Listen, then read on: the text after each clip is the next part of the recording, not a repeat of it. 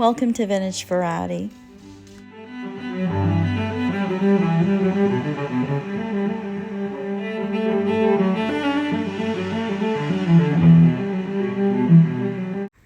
I have an assortment of jewelry to share with you guys today. Some of these are items that I've shown in most recent content, and a few of them are items that I've owned for years.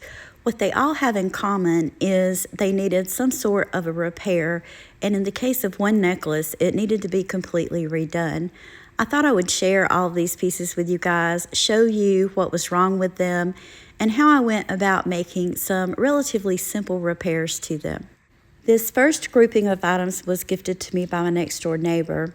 In the case of the necklace, there really wasn't much wrong with it. It was a long continuous strand, and it had these silver tone beads that the coating was starting to come off of. I decided to take it apart, redo it, do away with those silver tone beads, and put a necklace clasp on it. I had enough beads left over from restringing this necklace that I was also able to make a bracelet to go along with it. So now I have somewhat of a demi-parure. These pieces could be worn together, or they could also be worn with other pieces of jewelry because there's so many colors. She also gave me these really neat looking beads, and I decided to make a bracelet out of them. I combined them with some kind of gray colored pearls, and I think this turned out pretty neat. Just a really cute little glass bead bracelet. This is another item that my neighbor gave me, a lovely old vintage brooch. And this was in really good condition. The only exception is that it was missing about 6 of the rhinestones. I always keep mismatched earrings, especially if they have rhinestones in them, because they are great for harvesting from. And that's what I did with this brooch. I was able to harvest the correct size rhinestones from a single earring and glue them into the brooch, and now it's once again wearable. These 2 necklaces came out of an American thrift box, and they just needed to be put back together. They had came loose at the links. This infinity necklace, I wasn't sure if I was going to be able to save it or maybe just take some of the links and repurpose them, because some of the links looked very discolored. It turns out they were just dirty. They needed a good cleaning, so I cleaned those and put them back together. I really like this necklace. It does have a very vintage look to it, but this is more modern. These are just faceted plastic beads. And again, this just needed to be put back together at the links. And it was a very simple repair. I just used my jewelry tool, opened up the links, hooked them back together, and closed it up. I think these were well worth saving, so let's have a look at them on the necklace stand. I took these 2 necklaces and layered them together. They're both relatively long necklaces, and they could be worn like this on the neck, doubled up. And after I put them on the jewelry stand and combined them, I think that this is a really great look. You guys let me know what you think of these 2 necklaces in the comments. This necklace came out of the same American thrift box, and I've put up a before video on the right side of the screen. You can see there were a lot of issues with this necklace. It was missing a couple of rhinestones, and the gold tone links were just worn out.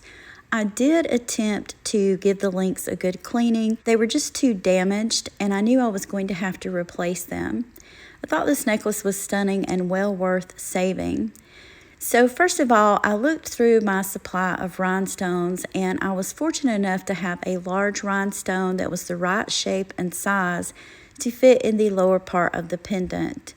For the top part of the pendant, I did not have the right shape or size of rhinestone to fit into that.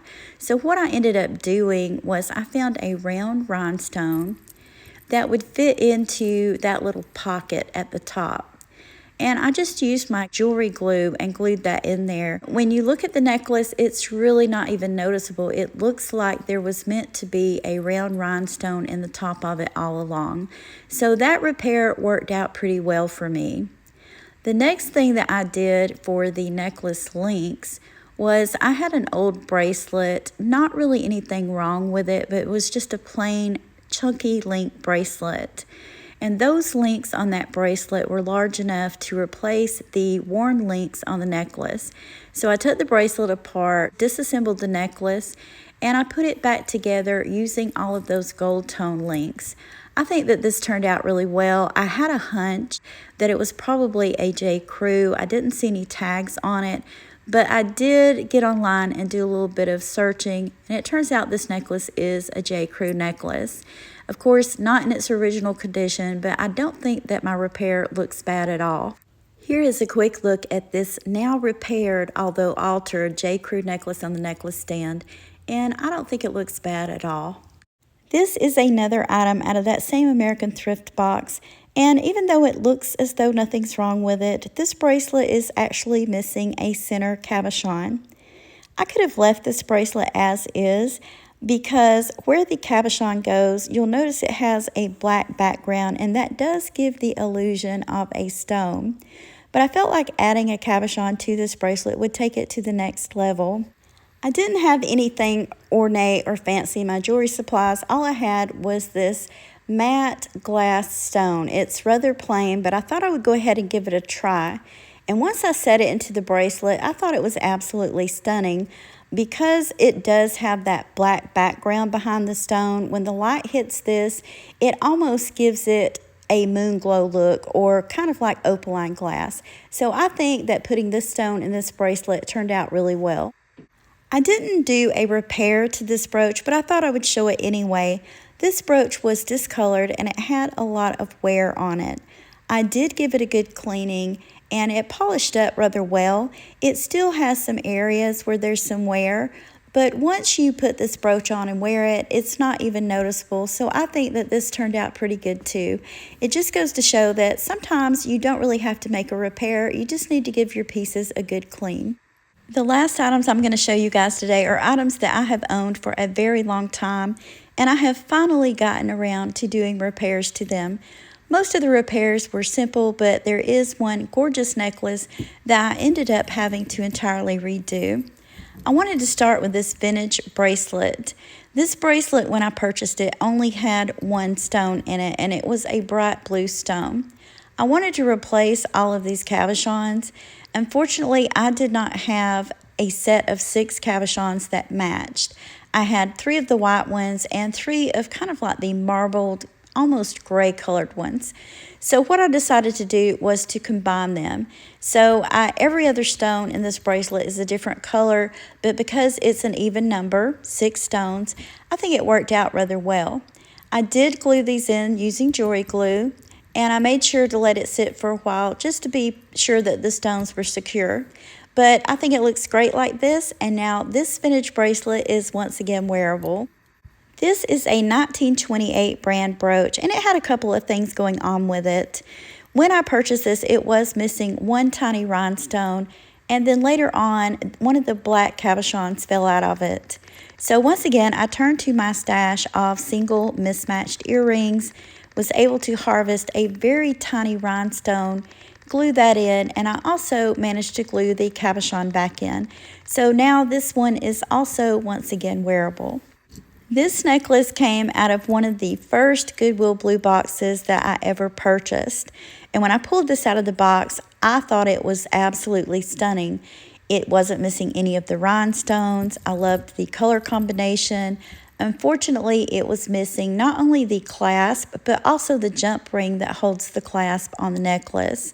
I don't know why it took so long to get around to repairing this one, because it was a very simple repair. I used a large jump ring, added a lobster claw closure, and this one's good to go. This sterling bracelet is a very old Goodwill find. I bought this way back in the day when Goodwill still sold jewelry. I don't know about your local Goodwills, but my local Goodwill doesn't really sell jewelry. But back in the day, this was in the jewelry case. And the only thing wrong with it is it was missing one stone. And then after I got it home, another one of the stones fell out. Don't really know much about this type of jewelry. It does have a Native American look. It is marked sterling on the inside, and I do believe that all of the stones in this are probably real. It looks like we have some turquoise and some quartz. So what I did with this bracelet was, first and foremost, I glued the stone that had fallen out back into it. And looking through my jewelry supplies, I was able to find a small tiger's eye cabochon that would fit into it. I am going to zoom in and give you guys a really close look. Hopefully you can make out the markings. So it's marked sterling, and then it looks like it has where someone's scratched like maybe a signature into it. And then over on the corner here, there is a very tiny stamp that I can't make out. I couldn't even see it through the loop. So if you guys that collect this type of jewelry, if you think you know who the maker of this bracelet is or anything about it, drop me a comment and let me know. It's just a beautifully made piece of jewelry, and even though I don't collect this type of jewelry, I think that this is one that I may very well keep and wear. So back to what I was saying about the repair, I did glue the stones back into this. They are prong set, but I wanted to make sure that they were nice and secure for when I wear this bracelet. So after I glued the stones in, I did go back and tighten up the prongs. And these are the ones that I glued in. This was the original, what looks like maybe an amethyst stone. And then over here on the other side is the stone that I had in my jewelry supplies. And I believe, if I'm not mistaken, that this is tiger's eye. But this is just a stunner, and I'm so glad I finally got around to repairing it. The last repair before and after that I wanted to show you guys today is this gorgeous set. I bought this years ago at an antique store. It has a bracelet, which is in really good condition. Only one earring, so I may take this earring and remove the back and glue a pin onto the back of it to make it into a brooch, or more than likely I will add a spring ring to it and turn it into a necklace pendant.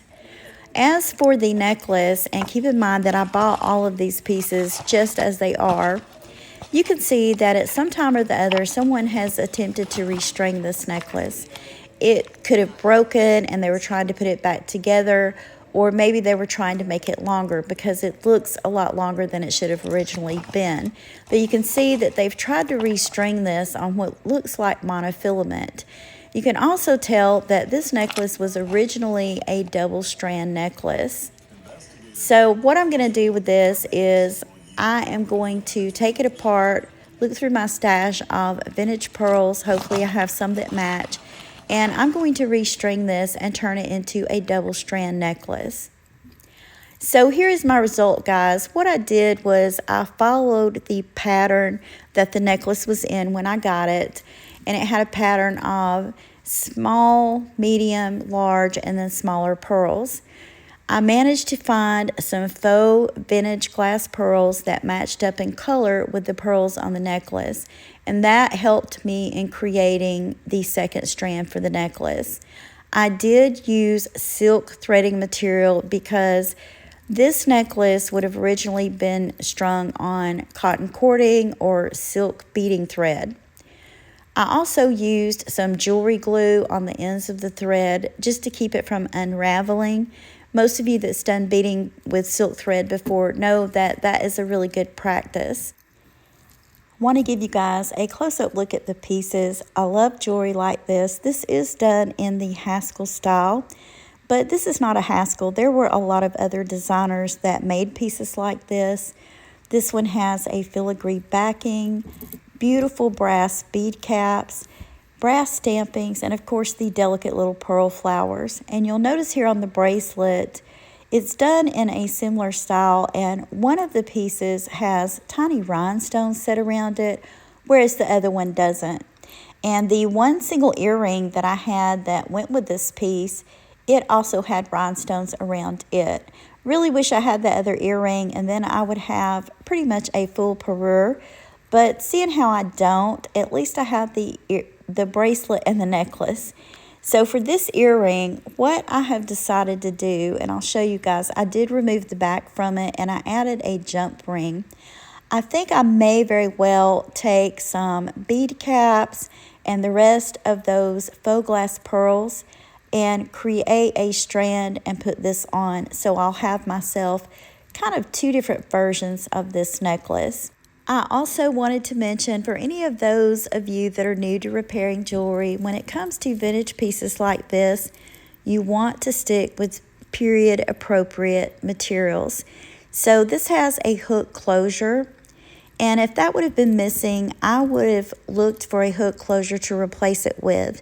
In the case of something like this, you don't want to, let's say, put a jump ring and a lobster claw clasp on it, because a serious collector would see that, and let's say you were trying to sell the item, they wouldn't want to buy it. They would think that it was just a mismatched put together piece, or that it was a reproduction.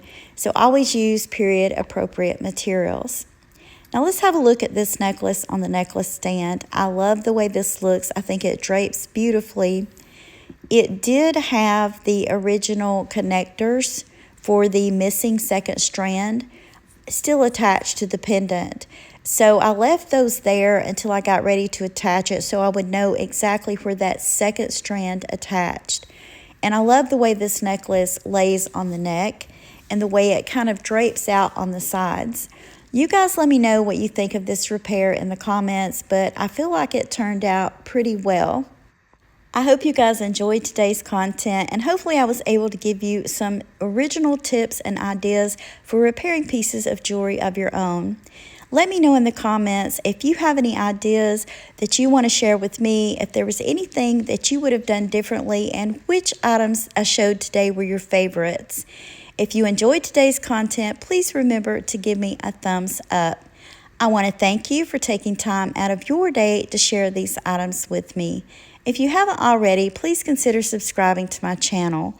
Ring the bell for notifications, and you'll be notified anytime I upload new content. Thank you again for watching, and I hope you all have a wonderful day.